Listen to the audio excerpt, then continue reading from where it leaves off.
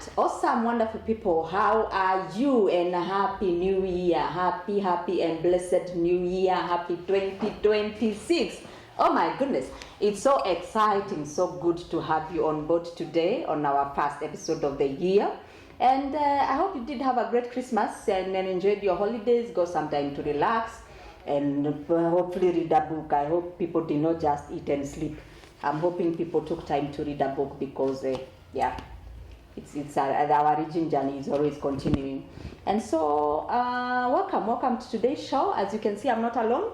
I have a guest with me who I will be introducing later on. But as usual, this is Fever Book Club. We always go by the hashtag I am an African and I read. And guess what, guys? I was thinking about it the other day. It's been 8 years down the line. It's been an amazing journey, an amazing walk. And thank you so much for walking the journey with us. And I know your lives have been changed and transformed for the better, hopefully, and to the glory of God. So continue following us on all our social media platforms, Facebook, IG, X, YouTube. YouTube is on my channel, Florence Favor, but every other social media platform is Favor Book Club. Today, I'm joined by this amazing, wonderful person called Mbagi Mutua, Madam Mbagi Mutua, the latest author in town. I'm telling you guys, when we started, we said we are taking this thing global. We wanted all of Africa involved. And guess what? On the show today, we have an international woman. Yes, our author today is international. All the way from Abuja, the land of Igbo. She's here with us.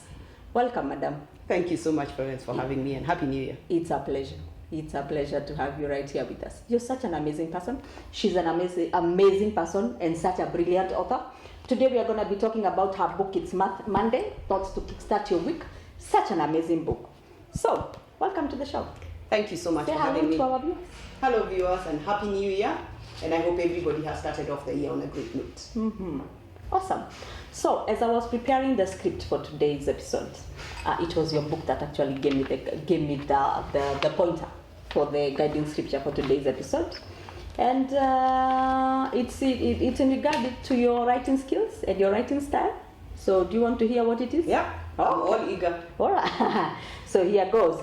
It's taken from Ecclesiastes 12:9-11. This is what the Bible says. Not only was the teacher wise, but also he imparted knowledge to the people. He pondered and searched out and set in order many proverbs. The teacher searched to find just the right words, and what he wrote was upright and true. The words of the wise are like goads. They are collected sayings like family and beaten nails given by one shepherd. And now see this. This is what the original King James Version says about verse 11, at least the first part of it. It says, the words of the wise are as goads, and as nails fastened by the masters of assemblies. And that is exactly what I think of you when I think about your book that you have written. It's Monday, Thoughts to Kickstart Your Week. Wow, what a way to describe my book and to describe me. I am humbled, and I'm glad that it resonates, and it's God. Yeah. That you can describe it that way. Yeah. So hang on. You'll get to understand why that scripture befits the author and her book, because this woman, this is a wise woman. This is a well of wisdom. I'm telling you guys, this is a well of wisdom sitting right here. So, okay. But I think we seem to be getting ahead of ourselves. Our viewers they want to know a little bit about yourself. Like I said, you're an international woman. International grace is here, so please introduce yourself to our viewers. Oh, thank you, Florence, and once again, Happy New Year. Hello, viewers, and nice to be here. My name is Jane Mbagi Mutua. I'm many things, but I guess the latest is that I'm the most recent author in town. Mm-hmm. So that is exciting. But I am a mother, I am a wife, I am a sister, I am a grandmother, but I work as a development specialist, and I work in Abuja, as Florence has alluded to. But I'm Kenyan, and I belong to this land. Mm-hmm. So nice to be here this day. Awesome. Wonderful. So I'm super excited to host you. You're such a brilliant author and such an amazing person. So I remember at the onset of the publishing journey, I did ask you what you always wanted to be when you grew up, and rather what you would be doing if you are not in the career that you're in today, what you would be doing. So do you mind sharing the response that you gave me with our viewers? I'm happy to. When you asked me that question, I know I took some time to answer. Yes. But I grew up in an era when there were only 5 careers, but don't start calculating my age. And because there were only 5, you can imagine what they were. So I really wanted to be a banker when I grew up. And the reason was not because I knew what it entailed, but basically because I had an uncle who was a banker and I loved the way he used to dress in suits. I would visit his offices, and being a branch manager, there was this big office, and I really looked forward to that. But on the other hand, I had this illusion that bankers have a lot of money because they handle money, only to learn that they handle people's money and not their own money. Yeah, so possibly I would be a banker today if I never veered All right.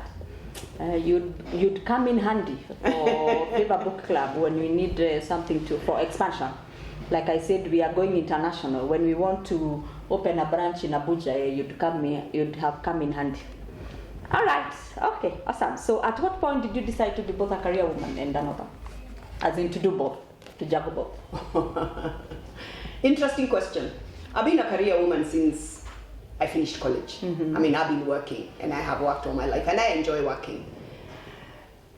Being an author, I've always wanted to write, and I think this started about 7 years ago. Awesome. And I think I spoke to you 7 years ago about publishing a book. Yeah.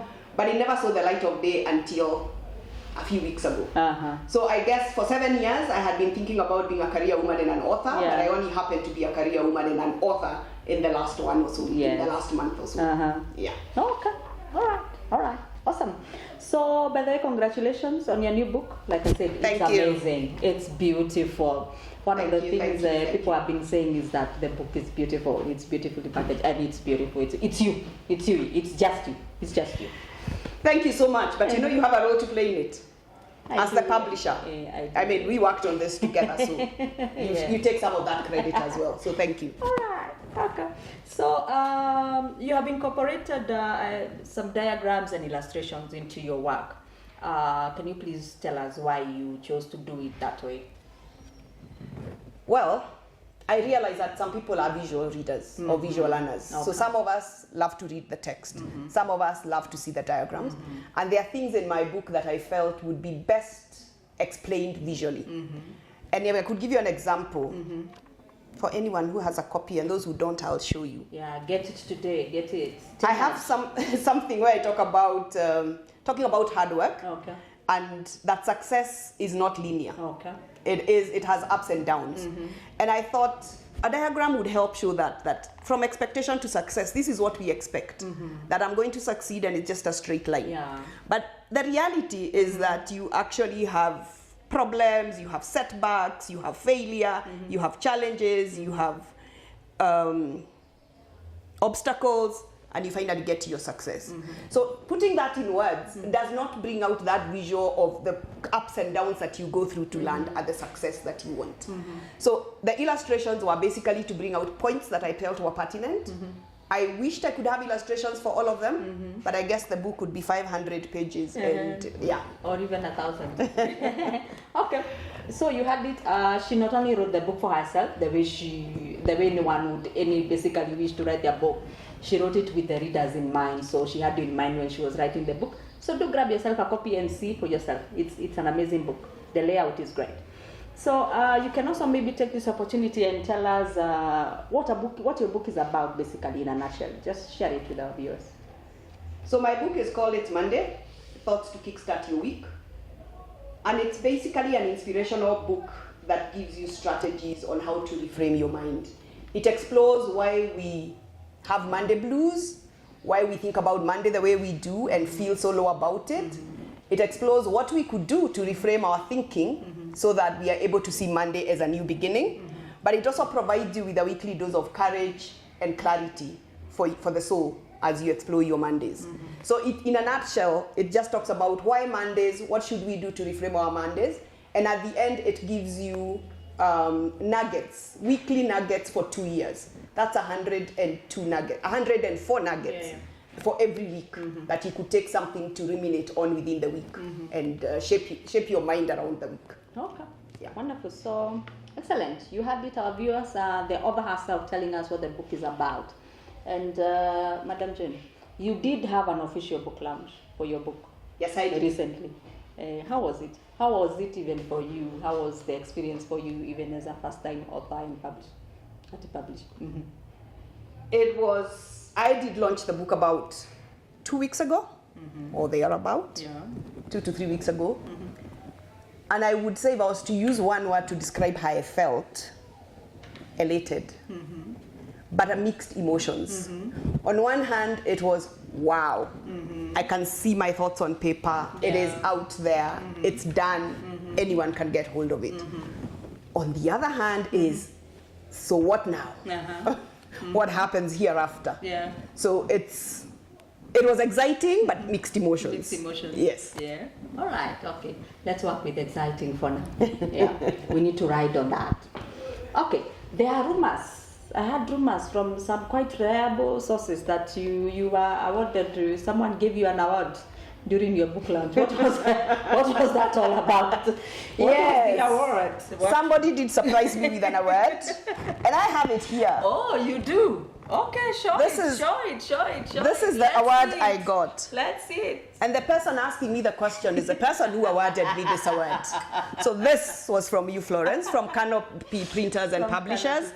And it is awarded to me, Madam Jane Mbagi Mutua, Best Client of the Year, 2025. I'll tell you this was a surprise because I don't think I was an easy person to deal with. So this was a surprise, but thank you so much. I'm telling you, she's an amazing woman. She deserved it, and she still deserves it. The award, you're the best. I keep telling you, you're the best. You're amazing. Saying it, and I know I'm you're not amazing. Easy, but yeah, you're amazing. You're an amazing person, even to work with.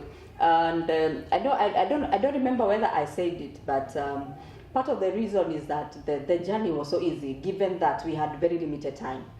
We did everything: the book editing, whatever, layout and publishing, plus even organizing for the launch in just 4 months. So yes, and remotely. And remotely for that matter. Not just remotely. Online. She was outside the country when we were doing all that. So that's why you deserve that award. in case you had doubts, and in case you are still wondering, and in case the viewers are wondering, that was the reason why. So a lot has been said, and even a whole lot more experience when it comes to Monday and Monday blues. One of your original quotes in your book says that the feelings surrounding Mondays are more about our personal stories than the day itself. Another one states that societal norms shape our feelings about the start of the week. Please elaborate on that. Thank you. I think we have been socialized and we grew up knowing Monday are bad days. Yeah. And that comes basically because of the shift from the weekend to the work week. Yeah. And work week here, whether you're going to an office, whether you're going to the farm, it's just that shift from the weekend to the work week. Okay. And that's why I think it's a mindset thing. It's about what you tell yourself. It is possible to look at Monday as the beginning of a new week, as a blank canvas that you can write anything on. So that's why my book is about mindset. Because a lot of what we believe about Mondays is either we are socialized into it or we have conditioned our minds to think about it. So I'm on a campaign for us to change our mindsets and look at Monday as new beginnings. Okay. And an opportunity to start afresh. All right. That's a good campaign. Yes. I'm fully on board. Thank you. And Monday can be anything. Exactly. It doesn't have to be the day Monday. Exactly. It can be whatever situation you're dealing with. Yes. What you tell your mind, what you tell yourself will influence your outlook and the outcome. Yeah, please lay more weight on that. That Monday doesn't have to be, or rather the book doesn't have to be about the day Monday itself. It can be another day or about another situation or circumstance or challenge. Yes, well the book is premised around Monday and talks about Monday blues. Monday can be anything that you're dealing with. It could be a challenge you're facing at work. Yes. How you think about it and how you frame it in your mind will determine the outcome and the outcome. So you can substitute Monday for anything. And I'll tell you something that a niece of mine said when she read the book. Oh. She said, and I quote, the vocabulary is very rich. It really helps you to reframe how you think about your Mondays. And it's a book I would have needed in high school. So the book is for anybody. Wow. And anything you're dealing with. Your studies, your work, anything. Okay, you had it right there. I think we should, at this point, I think we should end the interview right here. Basically said everything, yeah. But anyway, I must say, the most amazing thing about your book is that it captures a lot about your personal story, personal story, and your personal journey. What made you decide to be that vulnerable to people and even strangers? Because most of the people that are going to read your book are people who don't know you, people who've never met you. So, what made you decide to be that vulnerable to us? True. It's people who don't know me, and it's about telling my story. Yeah. And for me, the vulnerability is, as leaders of today, we owe the upcoming leaders our stories. And sometimes the stories we are told are all glam, nice, beautiful. And we don't tell about the challenges that we go through. And I think it's important for the people coming after us to understand that leadership is not just the glam. Oh. There is the hardships, and it doesn't make you a bad leader just because you're having challenges. Okay. It just means you're human. So we need to make sure that people see leaders as human. So for me, it was about sharing my story, and sharing my story means saying what challenges I have faced and how I've overcome them. Wow. Yeah. That's deep. That's amazing. It's powerful. All right. Okay, moving along. In your book, you advocate a lot about mindset and changing the narrative. You go ahead to outline how your readers can actually do this step by step. But for some people, it is easier said than done. What would you say to a person watching you now, as opposed to them reading it in your book? You know, like hearing it from the author herself. So like you said, a lot of things are easier said than done. Yes. I do not discount that. But what I've done in my book is, after every chapter, you have 2 pages for reflection.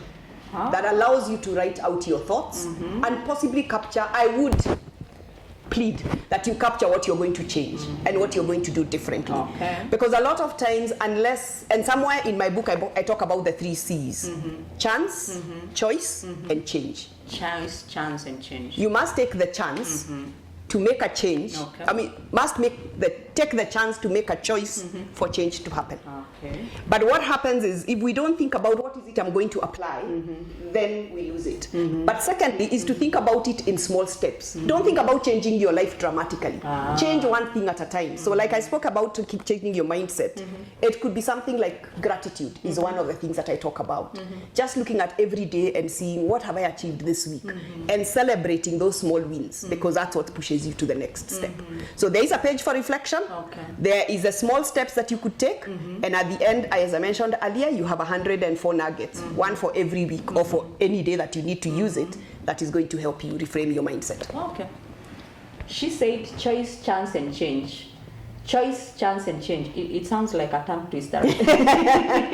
Just call them the 3 C's. Yeah, the 3 C's, right? Yeah, that's easier for some of us. So get the book to learn more about the 3 C's. It's an amazing book. And so tell us about your writing journey. How long did it take you to write? We've already talked about the publishing aspect of it, but how long did it take you to write? And to the point that you got confident that now my material content is good enough to be published or packaged in a book. I don't think you get to a point where it's good enough. You always see things you could change. Definitely. But in terms of writing, I would say it's taken several years, given that I started writing for myself. I didn't set out to write a book. Yes. I was writing nuggets and motivations for myself. And that is, I think, from 2020, 2021, around there. So we're talking about 4 or 5 years. Yeah. It's been a collection of nuggets over that time. Yes. But within 2025 is when I started pulling it all together into a book and thinking, there's something here that could be packaged into a book. And it's, like you said, there's no time you feel this is it. I remember when I first talked to you, I asked you, is it possible to give you a manuscript and you come back and tell me this is rubbish, madam?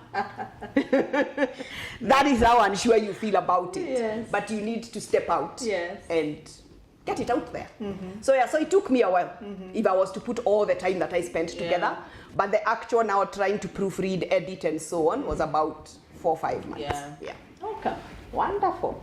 So one final question. What did you say to someone watching you who has not had any good breaks in life, in terms of a person who has encountered failure after failure at every venture of their life? Wow. I'll start by saying that failure is part of success. You do not succeed without failing. So if you've never failed, you've never tried anything. So don't beat yourself that you have failed. Success is that one more attempt after failure. So you just have to keep going and make sure that you're giving it your best. And don't give yourself some grace and cut yourself some slack. Things don't always go as we promised. Like I showed the graphic around expectation and success a little earlier. There are obstacles, there are potholes, there are very many things that you will go through, and all those are failures. But just rise up one more time and give it a try, and you will finally get to where you need to be. Okay. Awesome. And I will equip that with one of your original quotes that says, positive emotions such as gratitude and hope not only enhance our moods, but also help us build coping resources. Do you have something to add on that? I would want to add that you're capable of transforming your mindset. One small action at a time. Okay. And also, positivity is not about absence of challenges. Okay. No, because sometimes when we think about positivity, we think about no, I don't have any problems. No, they're there, but it's about your worldview and how you look at things and what you tell yourself about what you're seeing. Okay. Yeah. All right. But like I said, celebrate every small win. That's what makes the difference. Awesome. Amazing. Didn't I tell you this is a well of wisdom sitting right here? Get yourself a book. I'm telling you, the book is amazing. Personally, I love all your quotes. I love them. All right, so congratulations on your book, and thank you for taking time to come on the show today. But before I let you go, I have a question for you. Which is your best or favorite reads of all time? Favorite reads of all time? I would say one book that surprised me is Nice Girls Don't Get the Kind of Offers by Dr. Lois Frankel, I believe. Okay. And why I thought it was an interesting and actionable read is because it's very practical and it shows you the self-sabotaging things that ladies do in the world of work. Oh, yeah. Okay. All right. That's a book I think I want to read. I'll put it on my reading list for 2026. And I have a second one. Okay, all right. Go ahead and share. Dealing with Idiots. Surrounded by Idiots by Thomas Erickson, yes. Because the title is I actually bought that book from the title. Because of the title. But when you read it, it's about understanding people Yes. and how they behave. Yes. So I thought that was also a very interesting read. Oh, awesome. Wonderful. Thank you for taking time to come on the show. Viewers, today I was hosting Madam Jane Mbagi Mutua, the latest, the newest author in town. I'm telling you, she's an amazing, amazing person and such a wonderful soul.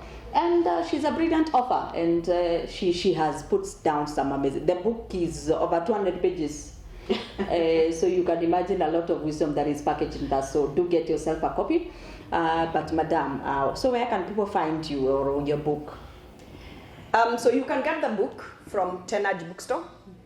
You can find them on Facebook. You can get your book from Nuria, the bookstore. You can find them online. And you can also get it from Keswick bookshops. And you can also get it from the author herself, if you know how to find her. Yeah, so I know you do your postings on Monday. Do you mind sharing that with our viewers, what that platform is on? So you can find me on Facebook, on LinkedIn. X is a bit of a shaky ground. I'm in there, I'm not there. But on Facebook and LinkedIn, you will find me at Jane Mbagi Mutua. Yes. Okay. All right. So I'm sure that all of that information is also scrolling down on your screen as you're watching. So and you can also reach me on email. Yes. jamutua@gmail.com. All right. Awesome. It's been such a joy doing the show with you today. Thank you. Yeah. So this is Favor Book Club with our online discussions. I'm your host, Florence Favor. Our quote of the week from Madam Jane Mbagi Mutua herself, aka JMM. This is our quote of the week. It says, "You're capable of transforming your mindset one small action at a time." You are capable of transforming your mindset one small action at a time. And we also have a bonus quote. I told you her book is full of wisdom and amazing. I love all her quotes. So why not? So why not share a bonus one with you? It says, "Let the rhythm of recognition guide you." Actually, I think this is one of my favorites. "Let the rhythm of recognition guide you, transforming every ordinary week into an extraordinary journey of achievement." That as well is from Jane Mbagi Mutua, aka JMM. So viewers, that's it for today. Do continue following us on all our social media platforms, Facebook, IG, YouTube, and Instagram, as well as TikTok. And excuse me, our parting shot for today with Favor Book Club, you're capable of doing amazing, amazing things. And as usual, our reading journey continues. Hashtag I am an African and I read. So do grab yourself a copy of her new book and keep on interacting, keep on engaging, share this widely to that colleague in your office that is only always reporting to work on Monday looking grumpy or tired without any energy. And like she said, the Monday doesn't have to be about Monday. The book doesn't have to be necessarily about Monday. It can be about any other day on any situation anybody may be going through. So do get yourself a copy of that book. Until next time, bye-bye. It's been a joy having you on board. Shalom, shalom.